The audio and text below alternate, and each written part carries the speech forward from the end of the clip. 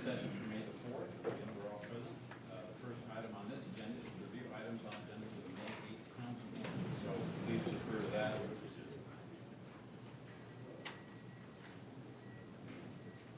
As is typically the case, we begin with some liquor license applications, various purchase contracts under agenda item 4.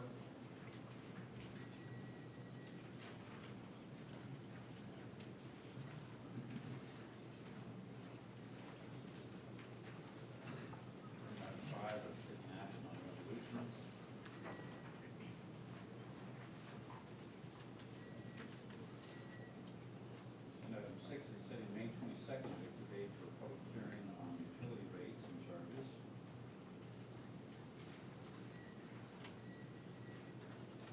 And 7 is various ordinances.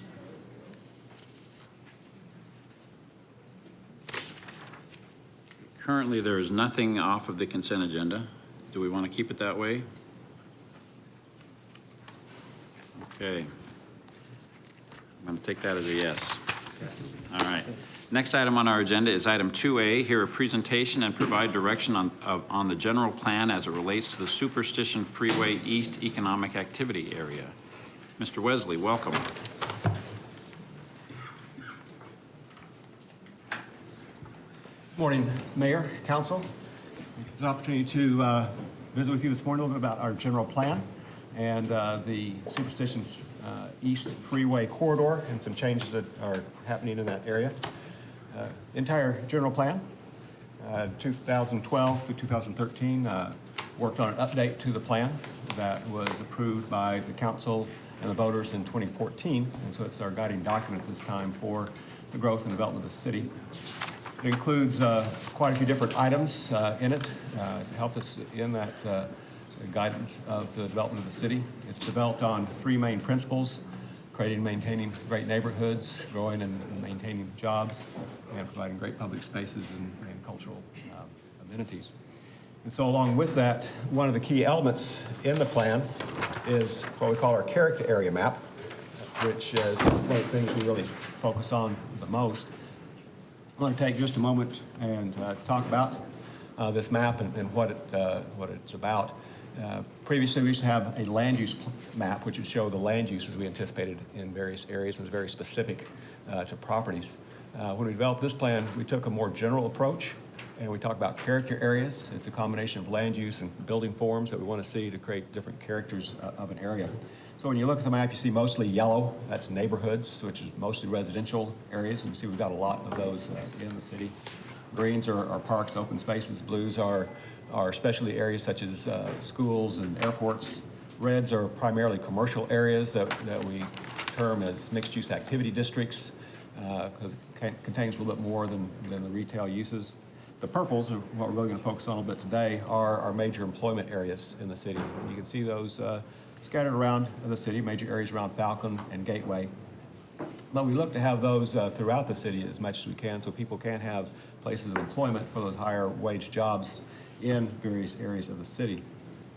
Related to that, we have in Chapter 5 of the plan, as we talk about economic development, various recognition again of the different employment areas throughout the community, one of which is the Superstition Freeway East corridor. As a freeway, we think it provides lots of opportunity for employment growth and development into the future. Focusing in just a little bit more to that freeway east part of the community, and where you can start to see the subject area for a case you have on Monday night. That brings us to this discussion this evening.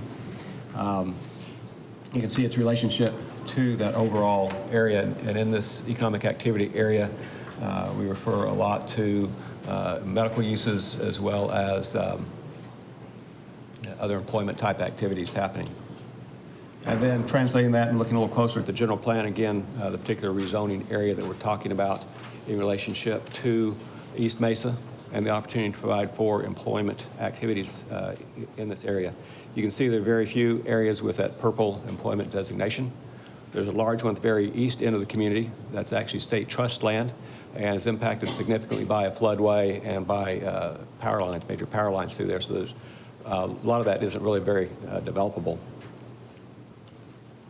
Moving specifically into this area, you can see the employment area surrounded by the neighborhoods, the mixed-use activity area, especially area where the Mountain Vista Medical Center is at on the east side of Chrisman. See a lot of development has happened on that east side of Chrisman. Looking at the zoning in the area, most of this area was annexed in one annexation case back in late '86 and given comparable zoning in '87 of the RS 43, which is a large lot single-family residential. Since that time, much of the area around here has developed with commercial industrial type activities. Again, the Mountain Vista Medical Center, east of Chrisman being one of the major components of that zoning. In the properties immediately surrounding the case you have for Monday night, we have the church. Churches can go in any zoning district, so there really was no special review by the city in allowing that particular activity. Post office, federal government use, again, can go where it wants and doesn't really come through the city, so that happened without any real city review or approval. The school to the northwest there, again, schools can go anywhere, and there's no special zoning cases for that.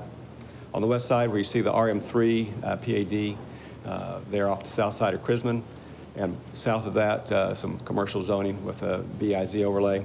That was a case that was approved back in 2006 and 7.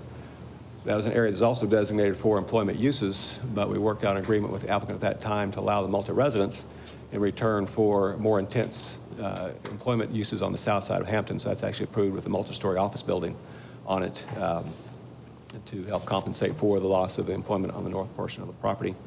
Then you have that PEP piece along the south side of Hampton Road.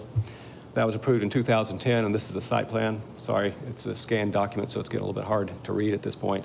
But it includes some retail pads along Chrisman, kind of a mixed-use Main Street approach to the west of that, a couple of multi-story hotels and some multi-story office buildings and parking garages to create a fairly intense commercial office type center. So as we look at where we are then today with the proposal that you have on your agenda for Monday evening, the proposal is for some PEP zoning along the south side of Southern.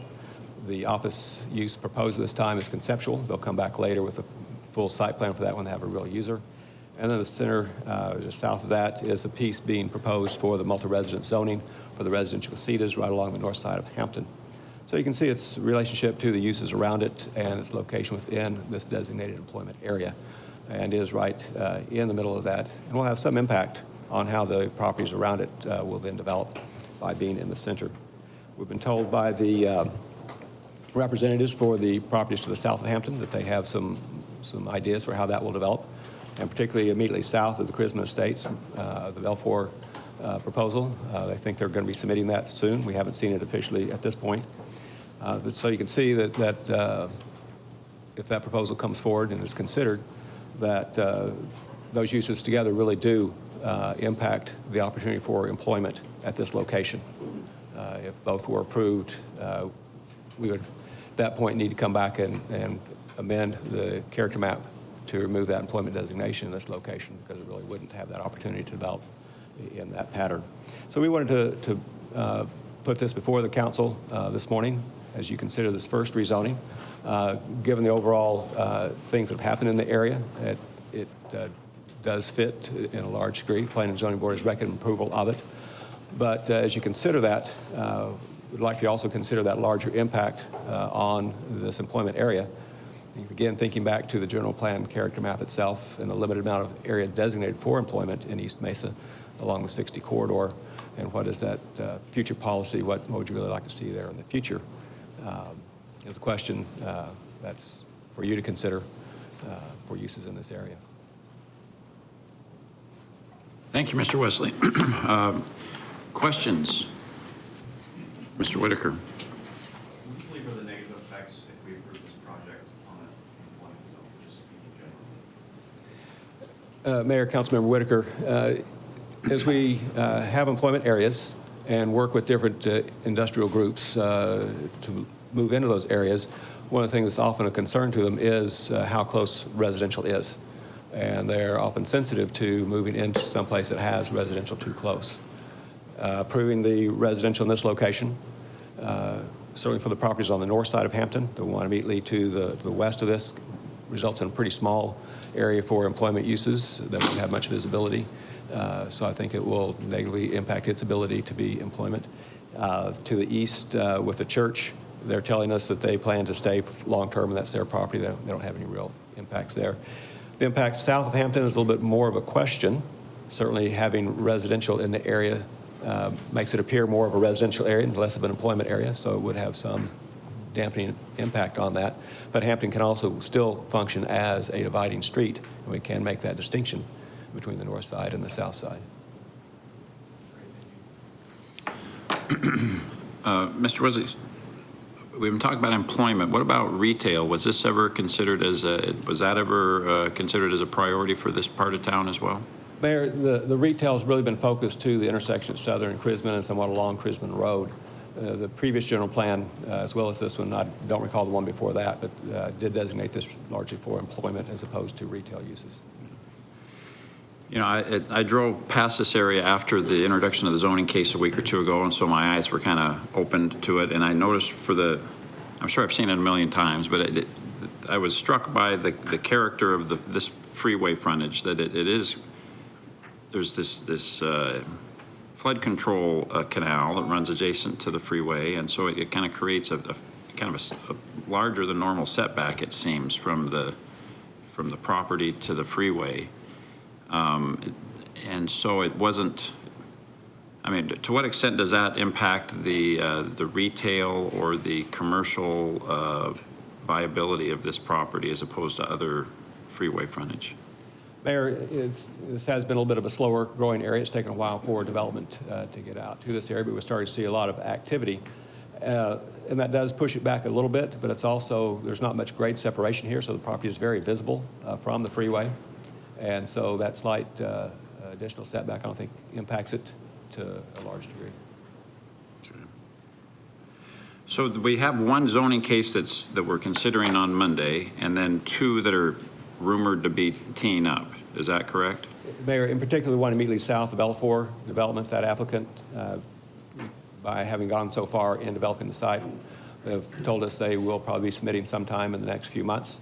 The one to the east of that is still more conceptual. I don't know that we will see that in the short term, but they are working and have been working for many years trying to find the right users for that property, and they hope to be in soon. And the diagram that you've shared with us, that clearly BellaFlora is residential, and then the one to the east, any idea what that's tending to be right now? They still don't really know for sure. What they show on their site plan is commercial along Crisman and behind that mixed use. And exactly what mixed use means, we don't know. I would tend to think it would be some form of residential with either some more office or commercial. Okay. Thank you. Mr. Thompson? I see Reese is here. Reese, if we get Reese come up, because I think Reese, you're the zoning attorney representing the owner of that parcel that we're talking about, or at least one of the parcels that we're talking about. Good morning, Mayor and members of the council. Reese Anderson, 1744 South Office, number 217. I'm here on behalf of BellaFlora Communities, who owns the west half of that 40-acre strip on the south side of Hampton. And Susan Demmett's not here this morning. Her client owns the east half, which would front onto Crisman Road. So you're the piece that's south of Hampton, between the 60 and Hampton, to the west, I guess, to the far west side of Crisman. So how long has your client owned the property? So our client closed on this property, Councilmember Thompson, in December of 2016. And before that, again, we bought it from a company called Superstition Crisman Partners. That's Bill Grodnick, and they have owned that property since 1989. And what type of interest have you had in that property? Or do you know the interest that they've had in the past? I can. Susan Demmett has sent an email prior to the planning department, and I've got it here. I can read the statement that she gave, if that's okay with you. This is her words. Crisman Superstition Partners has owned its land for 30 years and previously owned adjacent 20 acres, recently purchased by BellaFlora Communities, is represented by Reese. During our 30 years of ownership, we've never received serious or legitimate offers to develop our property with employment uses, despite its considerable frontage along the US 60 freeway. The market and demographics have never provided support for this type of development. That was her statement on an email sent to Mr. Wesley just a while back. It was just sharing history and background as to their ownership on this site. So if we wanted to go back to making this either a mixed use or a commercial retail type area, what are the chances that you would be able to get a client or customers to come in and build there? Or So if I understand the question right, and I can only focus my comments on the west part of it, which would be a quarter mile more or less off of the frontage of Crisman, the answer would be very difficult to get any type of retail user or any other type of employment user.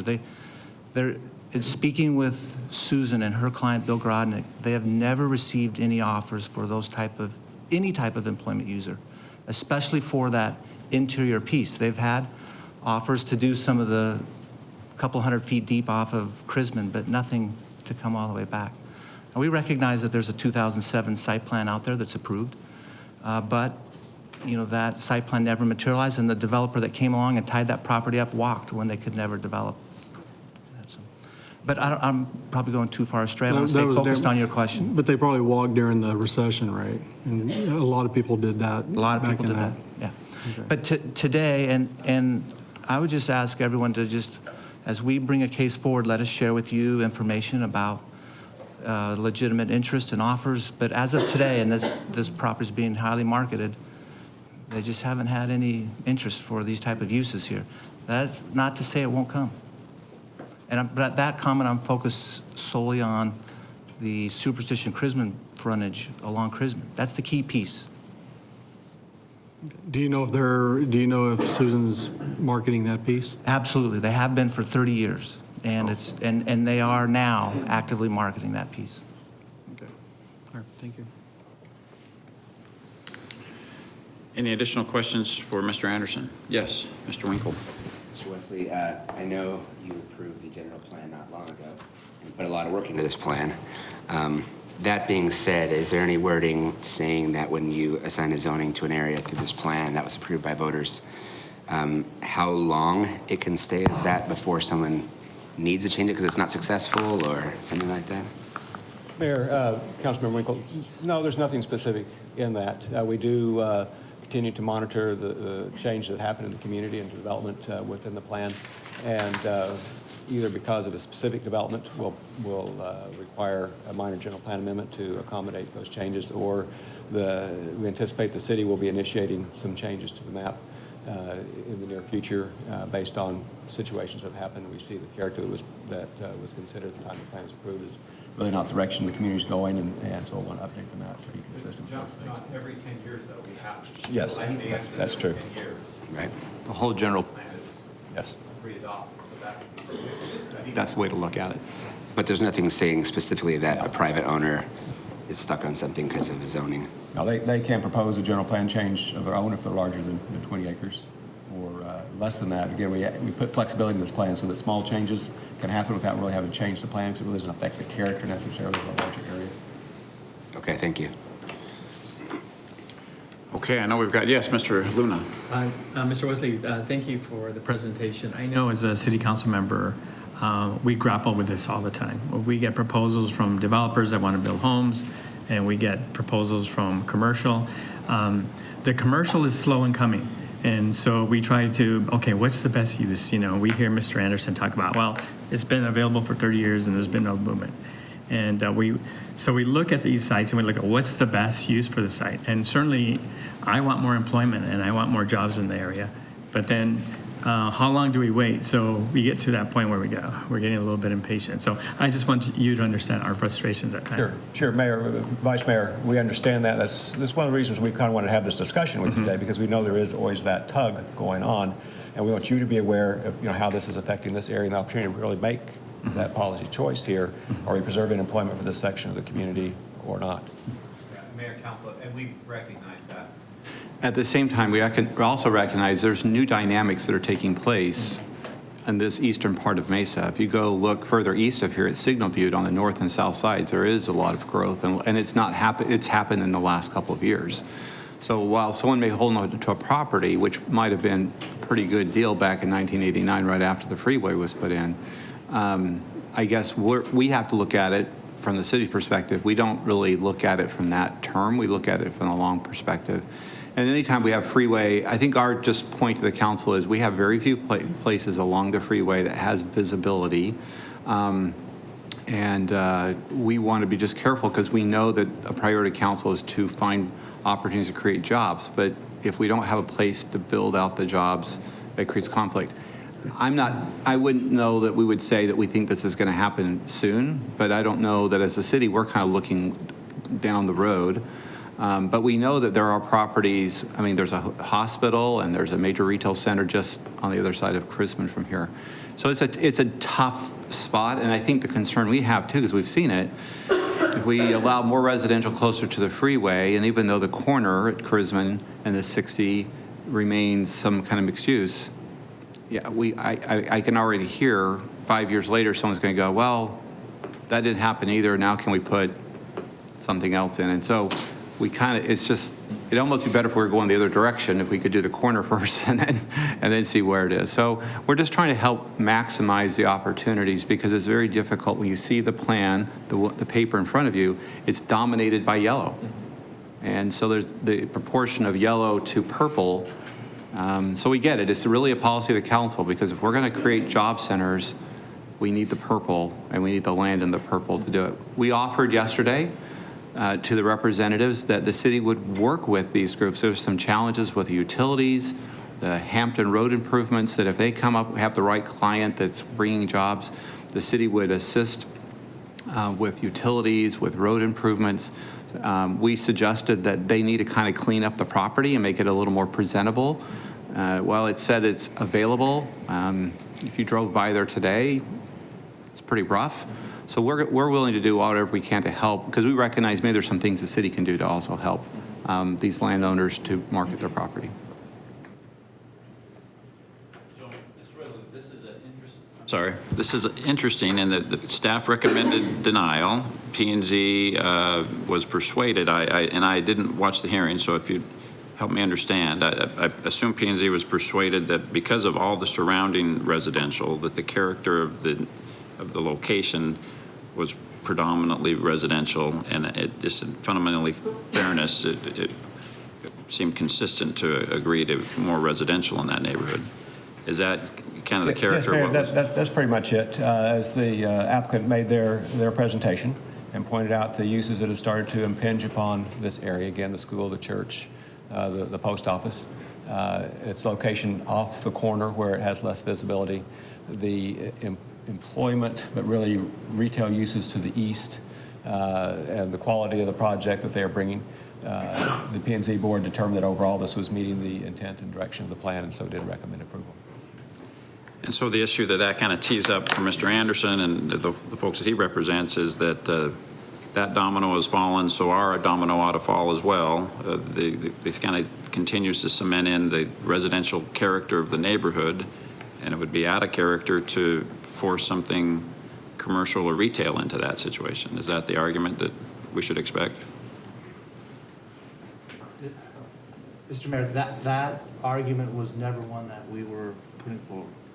As we looked at this site from the very beginning, which was probably a year and a half ago, we were moving forward, investigating that property independent of any knowledge of what Mr. Ray and his client, Mr. Dunn, were doing. As we looked at this site, again, over a year and a half ago, we thought it was an appropriate site for the proposal we hope to bring forward. But again, we don't have anything filed yet, and this is a great discussion, and we look forward to sharing some more thoughts with you in the future. But to be honest, Mayor, we never had that thought. Mayor, if I may add just a little bit to that, we've been having requests for residential development on the south side of Hampton going back 4 or 5 years. Okay. And so there's been some thought about that for a while back into the previous general plan. So this isn't spurring it necessarily, but I would agree with your comment. If the one on the north side gets approved, it does make it even more difficult for the employment to happen on the south side. Well, and again, it's a fair argument to make, because if you're just looking at this map, we've got homes immediately adjacent to the freeway on the south side, and so I get it. But I guess, well, we'll have this zoning hearing on Monday, and we'll see how it goes. Yeah, and Mayor, I would agree with you that it's a fair argument to make. Just sharing with you our candid thoughts that when we started the process, we didn't have that thought. I do appreciate Mr. Brady's comments, Yes. that if the city has a goal for this property to go commercial or retail or employment, that we ought to step up and see what can we do to help facilitate that. Mayor, I would say, we think with the proposal that's in front of you, the zoning case, it just kind of brought to our attention, every time we start seeing residential side of purple, and I guess we wanted to not treat this as a domino. And we wanted to say, we wanted to at least break the awareness. And it's not, and I think I want to use this as an example, the rest of the city, because I know there's already other proposals and other purples in the north part of the city doing the same thing. Someplace I think it probably is appropriate after some period of time. I guess my hesitation is very few opportunities for Mesa where the grade of the freeway and the land are visible. We don't have that too often. So, but I think right now, the zoning that's being proposed, I think the compromise, and I think the council member did a fabulous job with the current applicant that's before you of getting some office there. And I think we both hope that the office is so fabulously successful that they won't do the residential. But I think that's been helpful. I think what we're concerned about is we don't want this, we want to try to maybe dampen down the argument of that, well, if we do this, then the other should be just fine. And I think we would argue that give us a chance to keep holding on to some employment because it's just not a lot of opportunity for us. And I know it's hard to say to a property owner, but again, we're seeing things happen on the east side of this part of the city. And so I just hate to give up on the opportunity. Now, if we were developing out the corner first, and we knew what the corner was, that would be fine. But boy, I've seen it happen too many times. The first leg goes, and then the corner goes, and as I said, we'll end up with assisted living like we are at Southern and Chrisman, and that's tough. Yeah. Mr. Freeman. Mr. Wesley, a question maybe for Mr. Ray, he can be prompted, but looking at the map, remind me, there are a lot of mobile home parks in that area? Yes. And so when we talk residential, I mean, the individuals there are probably snowbirds not living there full-time. So I'm just saying we ought to look at that too, the residential use for mobile home parks. And I know there's one at 96th Street. Is there any others surrounding there in Southern, around the complex, or proposed? Mayor, Councilmember Freeman, certainly north of Southern, a lot of those along there are manufactured home developments. On the south side of Southern, that immediate area, no, it's regular site-built housing. Yeah, and there might be age restrictions and things like that. And I'm just thinking for people to work and live and work right there, they may not be their ideal living places. So I'm looking at this. There's kind of a blend here. And just for, I know Reese won't answer this, but was there consideration in flipping the project for the proposed applicant and putting the residential up front on Southern and you're shaking your head like, yeah. So why wasn't that considered? So we talked about that when so each applicant came in within like days of each other, talking about their properties. And when I saw that all three of them were in the same area, I asked that all three of them get back together and develop a vision for that entire property so that it would all flow and wouldn't look like a bunch of hodgepodge. And we did debate whether or not we wanted to put the office to the south of, which would be north of Hampton, or if we wanted the office space on Southern. And the decision was made to put the office on Southern so that it fronts the major Mile Street, and then would flow from the casitas into the multifamily and then out into retail on the hard corner at Chrisman and 60. Yeah, my only thought with that is if we're trying to create, with Mr. Brady's comment, some employment opportunities on Hampton, north and south side, it'd be just thinking that put the two employment areas together on Hampton and put the residential up on Southern. That's just a thought, because all your other residential entries and exits are all on Southern. And so what if they have to come down Chrisman to Hampton and come into the complex? That's my only comment. But I think one of the problems that we encounter too is that you have a daycare on one side of the property, and you have a post office on the other side of the property. So Right. they're kind of sandwiched in, making that exact location probably not so great for residential, to be right next to a daycare or a kinder care, or I think it is, something of that nature. So that's why we shifted the office space, plus we had that frontage on Southern, so. All right, thank you. Well, it is a prime piece of, very strategic piece of property, and so I hope the applicants understand that we're putting you through the ringers because this is an important piece of property in our community. It's very prominent on a freeway and on a major intersection, so please continue to work with staff, and if we can help you market your property or create an environment there that would allow for employment or retail, which are obviously our preferred uses, then let's explore that and see if there's things we can do to make that a viable option for you guys. But in the meantime, we'll look forward to the zoning hearing on Monday. We won't have any spoiler alerts by doing that now. But thank you very much. Thank you, Mr. Wesley. Anything else you'd like to add? All right. Thank you. The next item on our agenda is hear a presentation and provide direction on a summary wrap-up of the fiscal year 17-18 budget. So you're going to tee up another budget presentation. How are we doing so far, Candace? Are we? Mayor, we're doing well. Okay. Doing well. Right on Great. schedule. Go ahead. That one. Okay. Just time. Yeah. Excuse me. So Mayor and Council, Or good job. We just skip it. I'll schedule another day. All right. Because we need to be over with this job. Gotcha. Thank you. Sorry, Candace. oh, that's okay. Thank So you. make sure we're ready. So what we are doing is we're coming here after having a very busy month of April. We're not quite done. We've got another presentation that's scheduled today. We're basically kind of wrapping up the budget process. And so as we start to put it all together, we've talked about all the various pieces, and you've determined there are a lot of different pieces that go into the budget. We talked about the capital improvement program. We talked about our utilities and our utility rate recommendations, as well as our department operations that have come in before you to give a little bit more detail. Some of the things that we didn't touch on, because we do have so many different services and departments within the city, obviously we can't get them all in front of you within 1 month. And so we do want to remind you that when we did the original proposed budget on April 3rd, that council report included all of the departments. So even though a department may not have come before you, their information is contained within that proposed budget. So we want to make sure that we don't forget all the other departments who aren't able to actually present to you. They didn't make the cut. As we go through, as we went through the presentations, all the various presentation information that was presented to you, we did receive your feedback and make note of that along the way. So 2 of the changes that we will be making to the final budget that will come before you in a couple of weeks, we'll be adding the 2 different studies within the transit area. Now, we talked about those were not originally included in the proposed budget, but from council direction, we will be adding those to the final budget. For the 17-18 fiscal year, of those, it would be one of the $300,000 study would be $100,000 would be in the 17-18 budget, and of the other one, it would be about $450,000 would be in the 17-18 budget. The rest will be included in the forecast as we go out.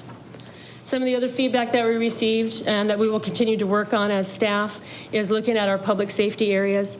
2 major areas that we talked about as part of their presentations was actually doing some staffing models, meaning going through and looking at our sworn requirements and where we need to maybe focus those particular resources within each of those departments.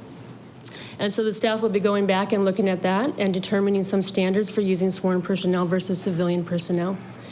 The departments will also go back and develop a multi-year staffing plan. So once we do have those staffing models in place, they'll then be applying it to our forecasted community needs in both of those departments, and how is it the best method to staff those particular needs and keep the quality of care at the level that we expect. One of the other items, feedback as well, is that we will continue to look at revenue opportunities on the fire side. There was some discussion there on possibly getting some reimbursements from our fire services that we're providing on the medical portion of the fire services. So we'll continue those discussions, and those will be coming back to council over the next year. Some other areas of continuing discussions that we'll be having as staff and bringing those back to either a council committee or to the full council. We'll be looking at the various, some different areas when we have policies and priorities regarding facility master plans, for example, on the convention center, where there was interest for us to come back with a 5-year kind of look at how we would modernize that particular facility as it is a commercial use, as well as some various policies and procedures in transportation that staff will be bringing back, researching and bringing back for some policy direction going forward.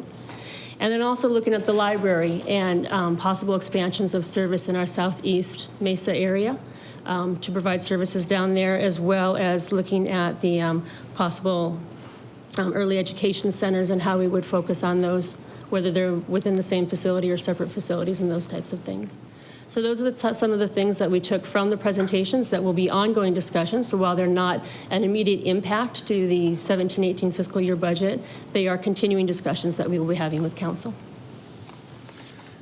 Thank you, Candace. I don't mean to interrupt you, but I appreciate that. That I feel valued as a council member because some of the things that I thought were important have made it on.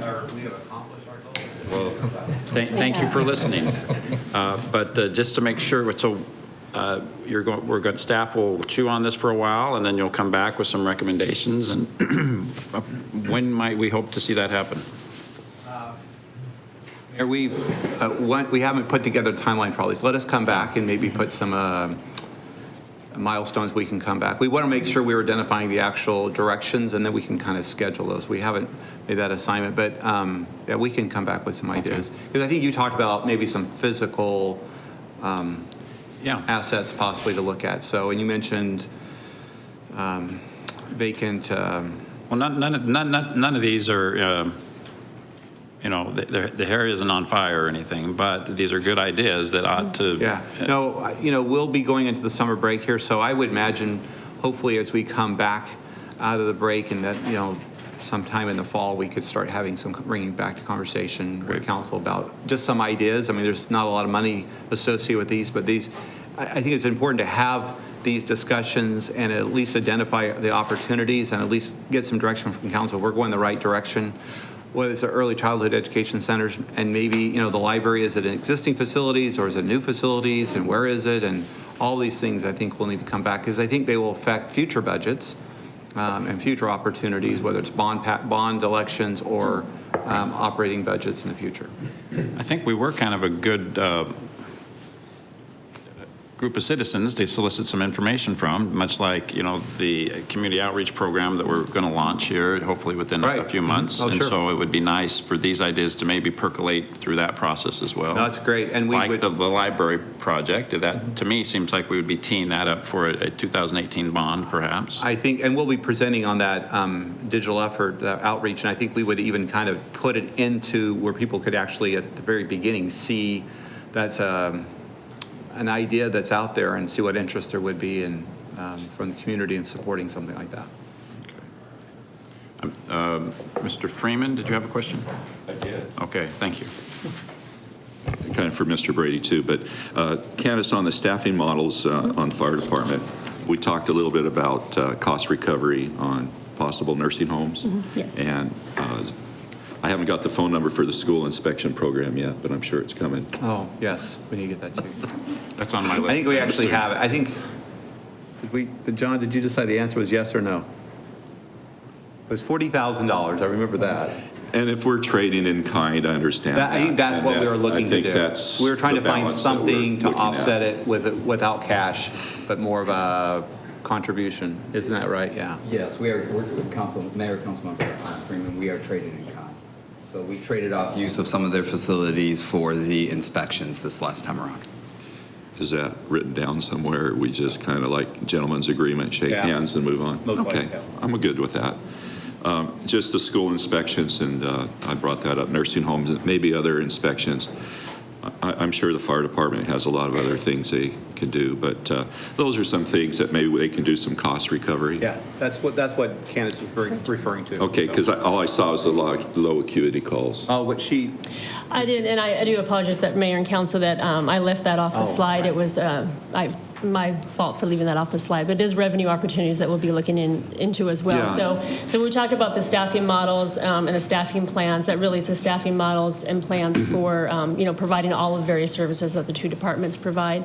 But in addition to that, on the fire side, we'll also be looking for that reimbursement of expenses for those items. And we have a variety, and the fire department has a variety of ideas that we're currently exploring. It will take a little while to explore those and come up with the various options. For example, in the nursing homes and how we would go about doing that. How we go about assessing it, how we would educate.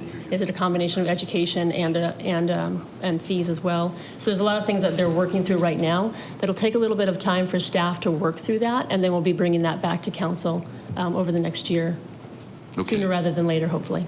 All right, perfect, thank you.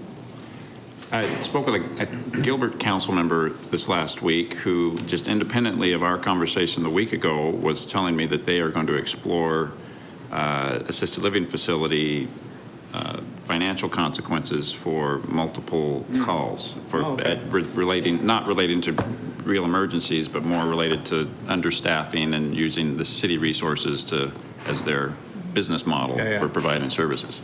Okay. So We'll connect with them. Yeah. Yeah, good. Mr. Thompson. The only other area that, under the continuing discussions is the convention center. And I know this is a horse I keep beating, but, I'm concerned because it's a losing facility. I mean, we lose money on that annually, and then we're going to do a 5-year plan to modernize the facility so we can lose more money on it.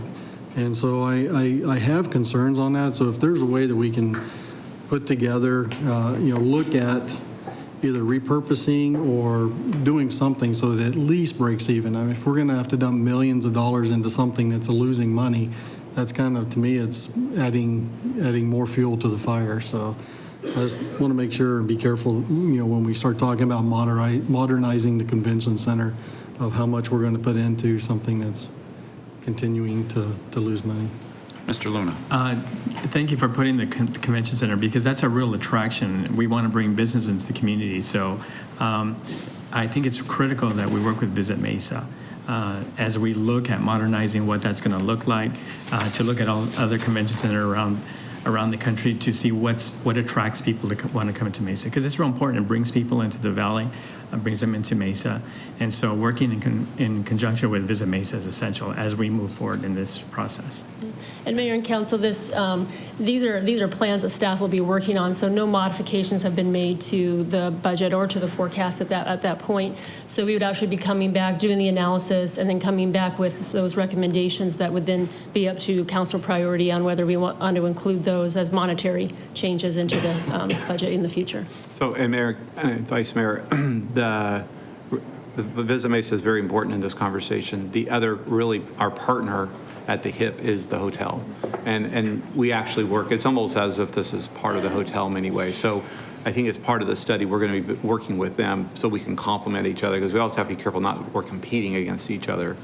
But the new manager there has been very open, working really well with staff. So and I recognize the challenge of the subsidy, and I think I've said this before, I'll say it again, there's not a convention center in the United States that doesn't get subsidized, but the value has to come. Does the hotel think it's beneficial, and does Visit Mesa? And we got to be able to track that, Councilman. I think your point is it's maybe not all the value is captured in the way we budget it in the enterprise fund, because we don't show the bed tax, we don't show but maybe we can do a better job of working with the hotel and saying, how many rooms would you say are associated with the convention center? Because we're not and none of that gets identified as the offsets, to your point. And then, remember the amphitheater too is all part of this, and that brings activities. But it's a fair question that we should be able to answer. But anyway, Visit Mesa, the Marriott, because they really do book their hotel with the convention center. I think the chamber does some stuff too. Oh, maybe that way. So we'll work with all of them and just a plan. And you have a fair point. I'm not saying, to close it down completely, but look at it. And let's look at the holistic view of what's it doing for the community. Right. Is it truly loading up, the beds and hotels when they have stuff there? Okay, fair enough. If we had more time, we could talk a lot about that. But let me just say, I think we get over 80% cost recovery there, which is one of the highest returning things that we do. But I'm anxious to see it do more there. Let's schedule a time when we have more time. Just so FYI, kind of housekeeping, I think we're going to eliminate something off the agenda this morning because we have a very full agenda, and we also are doing some interviews with police chief candidates. So we're going to eliminate 2C and come and get that presentation at a meeting in the future. Yep. So Candace, I'm sorry to interrupt your presentation, but I'm sorry, Mr. Winkle, please. So you're talking about that we're going to adopt this in June 5th, this budget? May 20. Actually, on May 22nd. You'll be doing the tentative budget, yes. So when you say that we're going to take this back and chew on it and kind of like change some things based on suggestions of council, is that after the budget is adopted? Are you saying that? So when I talked about the only two really major changes that would be coming from the proposed budget to the final budget that you'll be seeing would be those two transit plans. So because that was council direction to go ahead and go forward with those, we have included those in, so they will be added into the fiscal year 17-18 budget. The ones that we're talking about now with the staffing models and the staffing plans and kind of doing this more holistic view of those things, those would not be included in the fiscal year 17-18 budget. They'd be coming back as staff recommendations and research as we have those through the year. That would include the revenue opportunities. So right now, we're not counting on any additional revenue coming from reimbursement of fire services in the budget, but that doesn't keep us from moving forward with those plans. It would follow that same kind of, we have a fees and charges plan where it takes 60 days of notification after we have approval from council to go forward, where we do the notification, then you do final adoption of a new fee or something. That could still be done during the year. It does not need to be included in the budget. If it was a large expenditure, then we would need to look for capacity within the budget authorization in order to go forward next year, or we would hold it to the following year. The reason why I'm asking is so if we have, for example, a staffing plans for public safety, if the chief says, okay, we want to do 25 bodies on the street, we are budgeting now for that 25 bodies and approving it in May. Yeah, what you were presented in the proposed budget that you heard from the department directors, the chiefs, that what we presented to you was all included in the current budget that's before you that we'll be asking you to approve on the tentative budget on May 22nd and then again June 19th or something like that. So what we're doing today is saying everything that we presented to you today is in the proposed budget, and that's what we're asking you to agree to in May.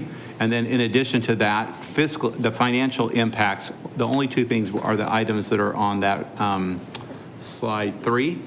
And so those would be amendments or addendums to the current budget that would be adopted.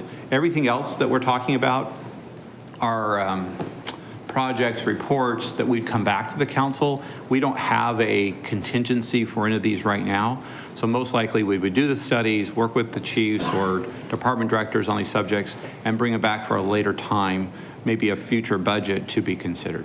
So I mean, if a study comes back from this saying we need 50 bodies on the street, it would have to be most likely considered a year from now in the way we have to do the budget. But by state law, we have to adopt an amount of dollars, appropriation, or a level appropriation. So there'll be a budget appropriation. So we have to, once we set that, we have to wait another year before we can come back. I mean, we put a little bit of contingency in there, but not to absorb significant amount of staffing levels. We can make some mid-year adjustments, but like we did with development services, because we saw a lot of extra activity and new revenue came in, we were able to adjust those. Okay. But typically, we would just bring those back at a future budget discussion. Okay, so can I just add that I'm a little bit concerned with the amount of retirement that's coming up and the availability for the drop program, and as well as us not getting new people in time, and I'm talking about public safety. Okay. So can we please put Well, we've got that covered. Matter of fact, we have 40 positions overhired in police right now. So we've accommodated, if I were to say fire or police? Police. So we've factored that in to the budget you have before you. So there should not be with retirements or departures, we have more than sufficient at this Right, point. we've been doing, Mayor and Councilmember Winkle, we've been doing for the last 3 years a very aggressive recruitment campaign when it comes to the police department. And we actually forecast we know all the drops. Those are scheduled drops. At least we know the maximum time that they can stay, so when they actually have to leave.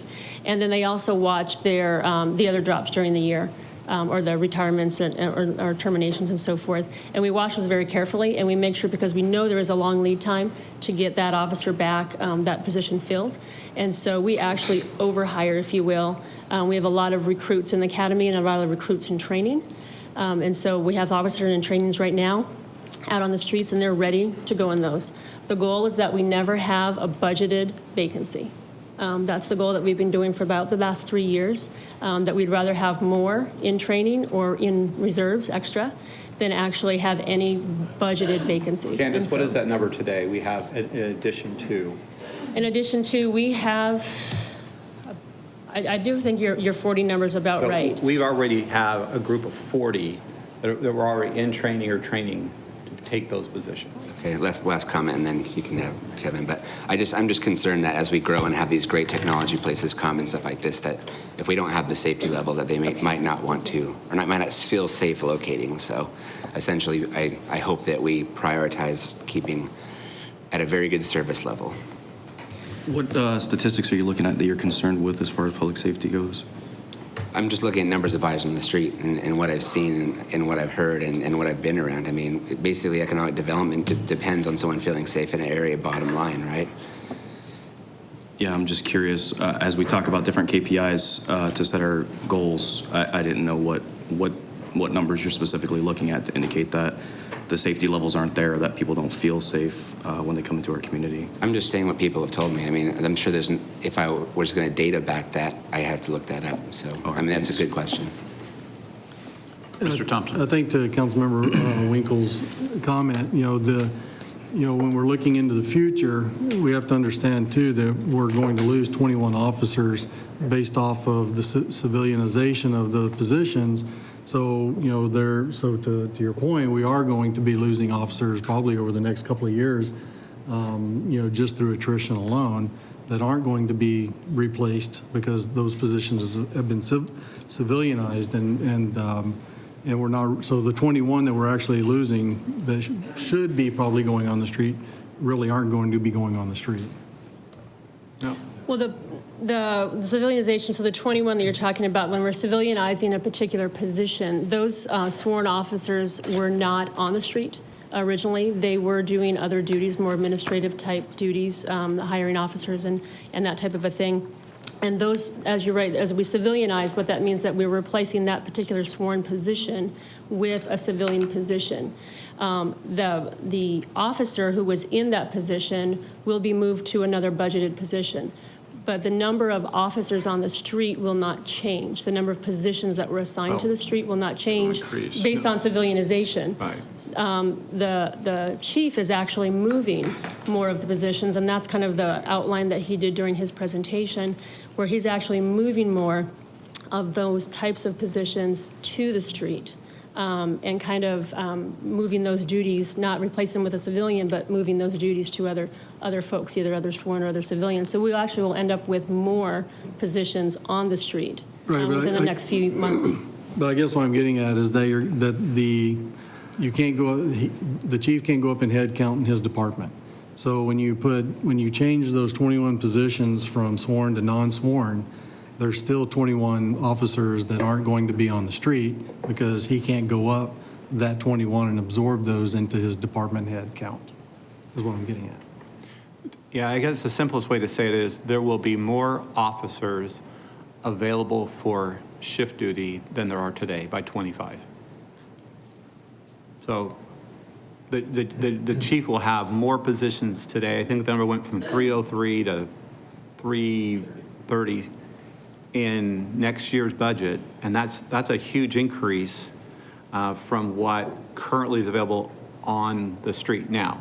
The trade-off is, and this is what we're trying to be careful with, is that doesn't mean that every uniform officer, sworn officer, there's a great value for them in other duties that are not necessarily on patrol. And so, but that's where the the new model is looking at is taking some of the civilian opportunities to backfill some of those positions, or we've reduced the number of positions, whether in specialty units or other areas. And so I think that's the area that the police department, we're all going to have to work on. But as far as the number of officers able to respond on the street will actually be increased in this next year's budget. But the supporting and the specialty groups, yeah, that's where we're going to see the decrease, and that's what we have to watch out for. And Mayor and Councilmember Winkle, I did get, so we do have currently 30 officers in training right now. So those are out in training, not actually taking their own shifts yet. But we also have 28 in the academy today. So then when they will be graduating, we'll have a total of 58, as we consider them overhires. They're out on the streets, but they're not in one of those budgeted positions yet. Mr. Whitaker. I'm confused here because you're saying that the only two things that are left that for the budget are these two items that are major contingencies, but I was under the impression we weren't done negotiating the MOU with the unions, which is about a $10 million gap is my understanding, so that seems pretty significant to me. And how have you guys, or how are you accounting for that if that's not finished negotiations? Mayor and Councilmember Whitaker, that is a great question, and I do address it a little bit later on the slide. But those are one of those things that the memorandums of understanding are still underway. And so because we do not have a value of how that may influence the budget, there is, those have not been accommodated within the budget that you have before you today. What would normally happen has happened in the past. This happened again 3 years ago, where it was finalized after the budget adoption. Then we do have contingency, as Mr. Brady mentioned, that we do have contingency within the budget authorization contingency. We plan that for those types of unanticipated expenses that we would have. How much are we planning? How big of a contingency? In the contingency fund is usually about, the budget authorization, there's not a problem with the budget authorization. We will always have sufficient budget authorization because I usually budget about $100 million in contingency. It's the revenues that would back that. That's what we'd be looking at. Because remember, we are working on a budgetary gap on the general obligation side or general fund side. And anything coming out of the memorandums of understanding would be on the general fund side. So we would have the capacity within the reserves. We would have capacity within the budget authorization. It would just widen the gap that we are currently working on. Right now, we just anticipate compensation levels that are similar to the rest of the city employees. That's what's in our current budget. Okay. That doesn't seem very realistic. And then and that's the challenges. We need to, I guess that's a question for council, is to tell us, in addition to that, how much above that, where we're going. Because we don't know. I mean, what we've given to you in the proposed budget is treating all the employees as far as step pay and benefits the same. How far are we, on this proposed budget, we're around $17 million in the red is my understanding. Is that correct? That is coming out of our reserves? Yes, before the changes to the transit, the original proposed budget for 17-18, actually for 17-18, it was, right, it was at $8.9 million was the actual funding gap, but we have to fund $2.1 million in temporary funds for the police department as they transition those civilianized departments. Started out at 17. We brought you back about a $10 million number. Okay. And in our budget negotiations right now, how far off are we with the unions from what the city's proposing and what the unions are asking for on wages? Mayor and Councilmember Whitaker, I apologize, I'm not involved in those negotiations. Who is? I'm not involved in those negotiations, so somebody else would have to address that. Who is? John, I think it's about $7 million. Can we ask? On the police side. Great. You ran up here. Mayor, Councilmember Whitaker, we sit about $3 to $4 million apart with the Police Association right now, and we haven't knocked that number down on the fire side yet. So at a minimum, we're $3 to $4 million apart, and then we still haven't gotten to that point in negotiations with fire. You have any kind of estimate on fire? How far are we off on those numbers? I'm sure we're at a similar point apart right now. We're nowhere near as far along in the negotiations, but I'm sure we're $3 or $4 million apart on that side also. So approximately $6 to $8 million. I think that would be a fair bet. And are wages the only thing that we're stuck on in regards to negotiation with the unions, or are we also stuck on hours and working Mayor conditions? and council, I think these are conversations we'd like to have in executive session. if we I don't could. prefer executive session. But I don't know how you want to handle this, that we're, Well, one of the things that I keep getting beat over the head with is that we do everything behind closed doors. So at what point do we have this conversation not behind closed doors so that I don't have to answer to those conversations? Well, maybe Mr. Smith should weigh in on this, because there are some things occurring in negotiations that are best discussed in negotiations, and then everything before it's finalized has to be discussed in an open meeting. But there are some, to what extent should we be discussing things that are being discussed in negotiations here as opposed to waiting for them to mature to the level that they ought to be presented? Mayor and council, it's true. We can discuss the negotiations within executive session, but also if you want to discuss sort of the budgetary realities that are occurring in order to make the budget decision, those can be also discussed. It's really up to council whether or not it's discussed within the executive session or within the open meeting. The concept of legal advice, that would have to occur within the executive session. Great. If you don't mind, I'd like to continue. Of course. So my next question, in regards to the negotiation, is this merely a suggestion of wages, hours, working conditions by the unions, or is this a give and take process? It's a, Mayor, Councilmember Whitaker, it's a give and take process. Thank you. Would you consider this process arduous? Mayor, Councilmember Whitaker, it can be entertaining, it can be conversational, it can be difficult from time to time. Would you consider it adversarial? Mayor, Councilmember Whitaker, yes, they're an adversarial proceeding. Contentious? Mayor, Councilmember Whitaker, they can be contentious. Does staff ever make any concessions, and this is a give and take process? Mr. Smith, do you have a concern? Yeah, Mayor and council, I guess this isn't the budget numbers now. Now we're talking about the actual negotiations. I don't know if this is actually the numbers we're talking about, so. Yeah, so Jeremy, we can talk about all the questions we want regarding to numbers and budget, but if we're getting into, we're straying off the agenda when we're getting into some of the negotiation tactics and the dynamics of those meetings. So financial questions, I think, are fair game given the way that this is agendized. Okay. I guess in regards to the budget and negotiations, is there multiple groups or unions that we're meeting with to negotiate, or is it exclusive to? See, I think that doesn't fall under the realm of financial questions. So anything with a number attached to it is fair game. But strategy and what's, other things like that, we just got to put it on the agenda in a different way to have that conversation. All right, Candace? Oh, I'm sorry, Mr. Freeman. Candace, on a lighter moment, revisions to the proposed budget, remind me how the funding's going to work for the streetcar extension feasibility study and the Fiesta District analysis. Because they're on page 3, one's at $300,000 over 2 years between Tempe and us, and $900,000 for us and Chandler. And how's the funding work for that? Mr. Butler. There we go.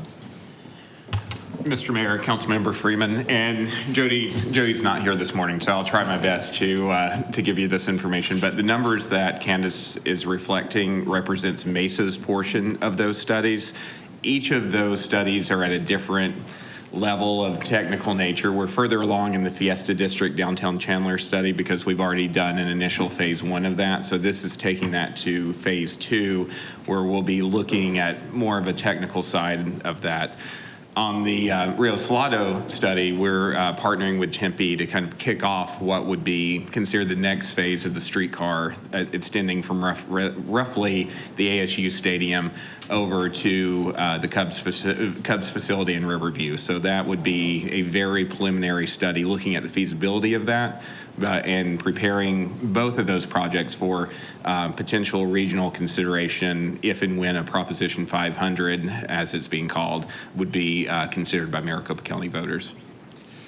I guess to the point too, is that our dollars are not they're not subsidized or grant funding, they're our physical dollars out of our general fund?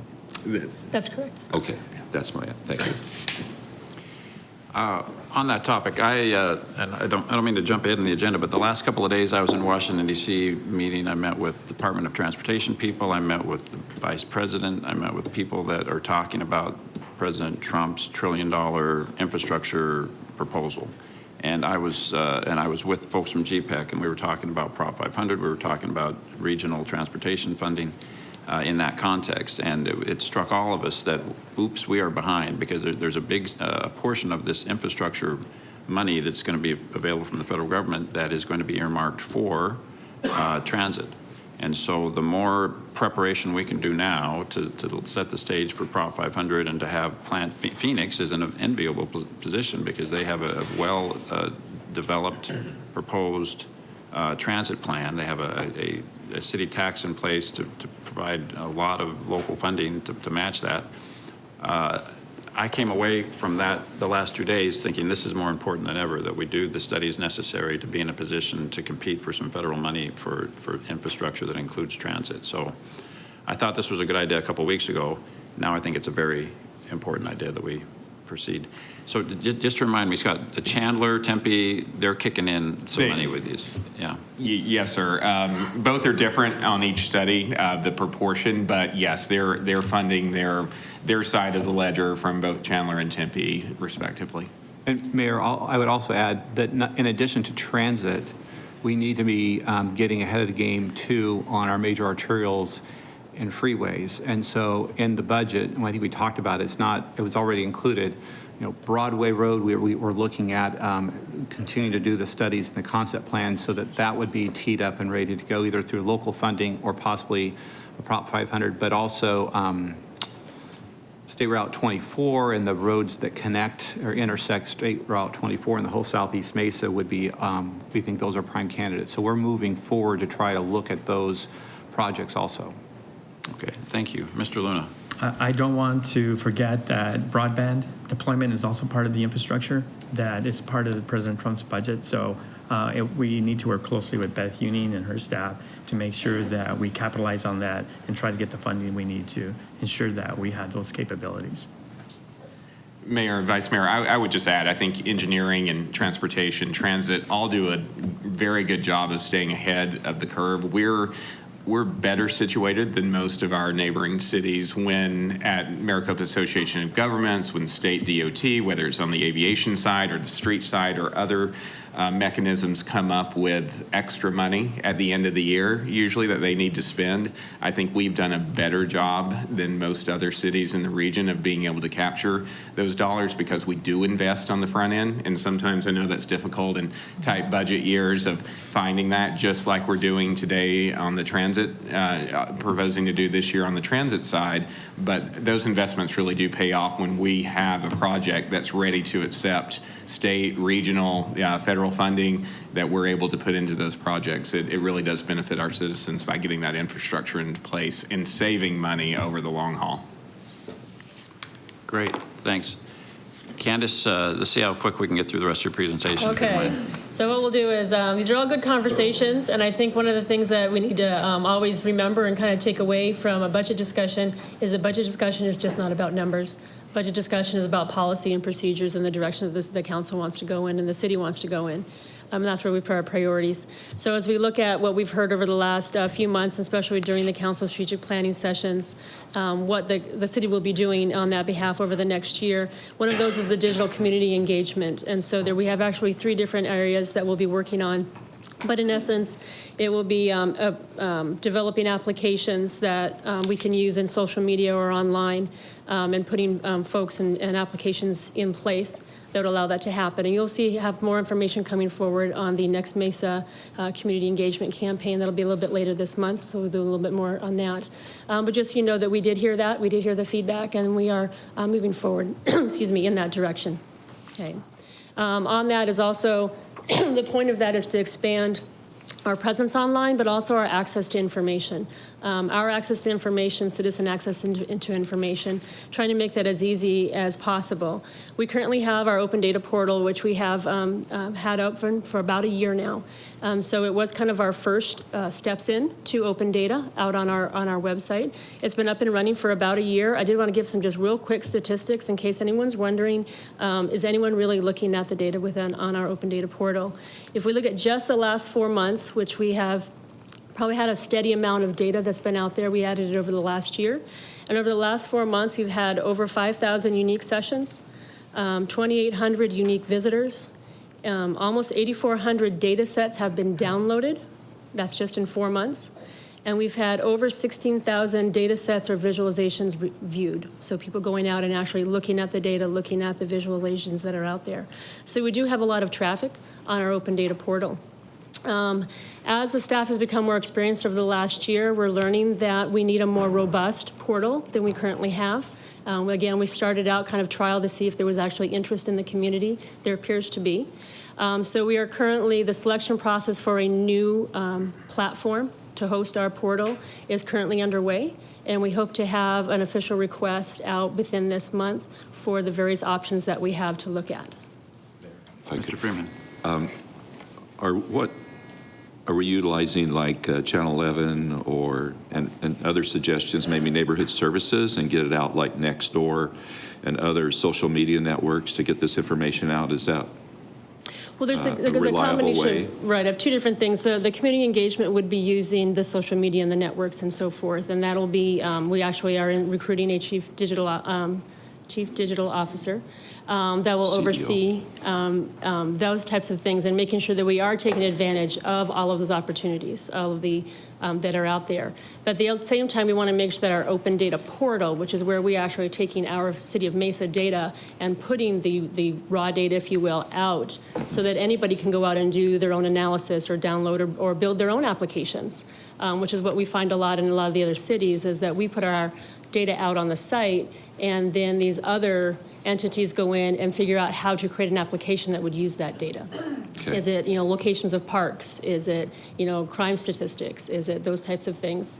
And so over the last year, we do have a vendor that was housing our data today, but we're finding that we need a more robust platform in order to house our data. Some of our data is too large to put out on this particular platform, and it's the ease of use is not there for our staff. So the maintenance is very great on the back end of maintaining all of that data. So we're currently going out, we're doing, again, we'll have an official request going out this month to look at all the various options that we have on actually housing our open data to make sure that it's easy access, user-friendly, and that we can all use it both internally and externally. Good, because I'd like to help assist you with that and get that out. As you know, constituents ask us questions all the time, and they want the technical or the number information, so it's good to have those links and information for them. So I really embrace that, so thank you. Mr. Winkle, Whitaker, excuse me. One quick question on that. You always throw me off. I'm sorry about that. Have there been any requests for open data that you guys haven't been able to fulfill, like just that are way too advanced or like? At this point, we do have Mayor and Councilmember Whitaker on the site is a request if somebody wants to request a particular data set or particular information.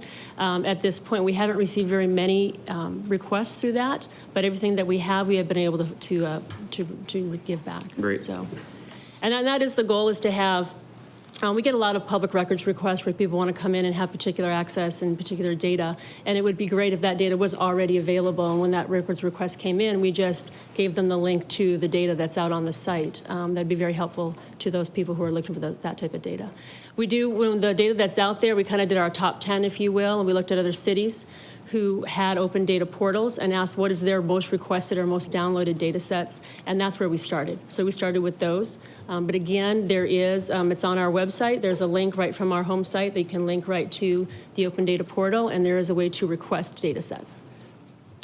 Thanks. I'd like to know more about that too, just because if I want to be very supportive of open data, but if we have one or two wonky folks in the community that are asking for huge amounts of information and we need to spend $1 million on a new platform to accommodate a handful of data wonks, you know, I'm thinking, well, maybe you can just, well, it might take you an hour to download it, but we'll send it to you. Well, Mayor, I would say if you may recall that in the past, I told council that we'd be coming back and we'd be putting our financial data, all of our actual expenses and revenues out on the open data portal, and my target was February.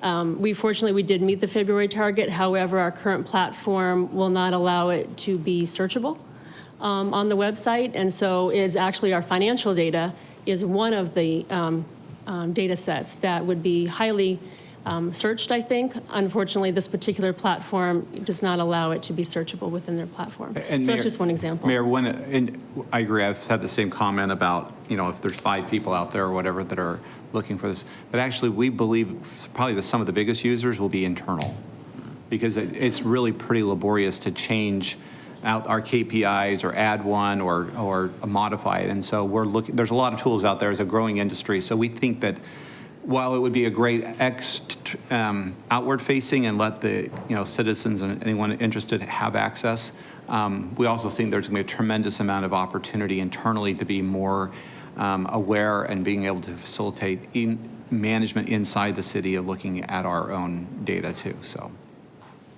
It'll be more relevant once depending on the price of the platform, right? So that'll be an interesting discussion when we have it. Okay, thank you. With that, we can skip the pending budget impacts because we've already covered that. So just want to give kind of our finality to where do we go from here? How do we finalize the budget? Kind of our last education piece, if you will, on how the budget process works, is we do want to introduce the new council members to the term that we call affectionately known as carryover. And so what happens is the state statute requires that every year our budget appropriation include all expenses that we will make during that particular year. Because some items that were budgeted this year will either not be fully constructed or will not be purchased before the end of June, those expenses would occur the following year, fiscal year. So we would actually need to increase next year's budget by those dollar amounts in order to have the budget authorization for those expenses. And so we call that carryover. It's really a timing issue. It's a timing from it was already budgeted this year and we had the revenues to fund it, but the expense won't happen until next year. And so we do as a carryover. So there's the term. So when you see the final budget will have the numbers that will include that capacity for those items that will be moved or carried over into the following year. Adopting the budget. So as we adopt the budget, as we mentioned, we'll be coming back on May 22nd. So your Thursday study session before that agenda will be your review of the final numbers that are within that 17-18 annual budget. That number, that total dollar amount, will set the maximum that the city can spend over the next year. And so it does include that contingency amount. The contingency amount allows us to meet our unexpected demands or expenses that may come up during the year, whether it's an unfunded mandate from the federal government, whether it's a natural disaster that we need to do cleanup on, those types of things that would be met with our contingency authorization. It also allows us to make use of additional revenues. So when we do our sales tax forecast, it is a forecast. We are conservative. We're usually right. We're usually pretty close. But if we have a really good year and the revenues come in greater and we want to do some one-time expenses or add a program, those types of things, we do have that budget authorization capacity to make use of revenues that would come into the city that were unanticipated. So when you look at the total budget, for example, this year's budget was $1.67 billion. That does include a large contingency allocation for those types of things. That will be in there. So we will be coming back. Again, it does set the maximum. So we'll be coming back on May 22nd. You will have there's 2 budget adoptions. So you do a tentative adoption of the budget on May 22nd. That sets the maximum dollar amount and also determines the hearing and has the hearing for it. The hearing would be on June 5th. That's an actual hearing. So we call it a gavel hearing. You actually will have a public hearing for that and then adopt the final budget. And then coming back on June 19th would be the adoption of the secondary property tax levy. That's required to happen 2 weeks after the final adoption. So those are our legally required deadlines and time between those. So that would be our schedule for our budget adoption. And with that, that is really our wrap-up of the 17-18 annual budget process. If there's any questions or feedback, we'd be happy to take that now. Thank you. Mr. Freeman. Yeah, I really like this last picture, Councilmember Winkle and the mayor. I mean, we need like 50 more of these in the city this coming year, promoting Dexcom and others. I mean, economic development is really important, you know, for survival as a city, and anything we can do to help support that is important. So, yeah, these pictures are great. So thank you for your presentation. Thank you. If there's no other questions, Council, thank you, Candace. We'll move on to the next item. Again, we're going to skip 2C, so thank you to the folks from the community services that are here. I apologize. We'll schedule for the next meeting, or Mr. Brady will let you know when that's happening. Item 3, approval of minutes from the executive session held on April 6, 2017. Is there a motion? Thank you. And a second? All in favor, please say aye. Aye. Any opposed? Thank you. That passes. Item 4, information pertaining to current job order contracting projects. Council, any questions regarding those? Okay, seeing none. We don't need a motion on that. Item 5 here, reports on meetings and conferences attended. I think a moment ago I told you that I had I think a very productive 2-day visit to Washington D.C. with GPEC, and the message I delivered a moment ago I think was the most compelling message from that event. Mr. Freeman, do you have something? Thank you, Mayor. I do. Vice Mayor and I attended the Mesa Police Department Citizens Academy last night. Their presentation, that was really nice, the class of 58.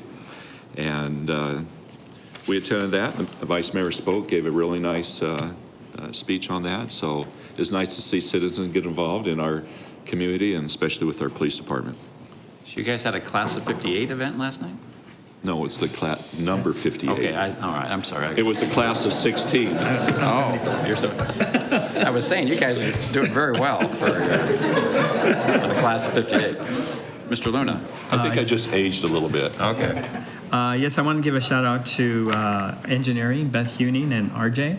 I went to see a cold in place recycling, which is really cool, where they go in this road and this machine, and it carves out the street and then puts asphalt on it.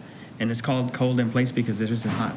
So anyway, TJ Welch, he's a project manager, Adrian Sears Lake, and from Transportation, Matt Manthe. Anyway, they've done an amazing job. So if you want to see something really cool, go see cold in place recycling. Very good. Other comments from council? If not, Mr. Brady, what are we looking at as far as our future or the schedule? Monday, we have a council member meeting, but this Saturday, we have Luna Landing beginning for a pancake breakfast out at Falcon Field, starting at 7:30 in the morning. Oh, there we go. There's everything you need to know. Wow. And more. If I came and ate all the pancakes, I would need that suit right there to get out. There might be some chorizo. How does this coordinate with the city weight loss challenge? I will have you know I'm maintaining, and my colleague over here is losing. Okay. And 13th place. 13th. Really? All right. Well, keep it up, guys. Item 7, to convene an executive session regarding meeting confer policy and police and fire memorandum of understanding. Is there a motion to convene an executive session? Thank you. In a second. All in favor, please say aye. Aye. We will convene an executive session.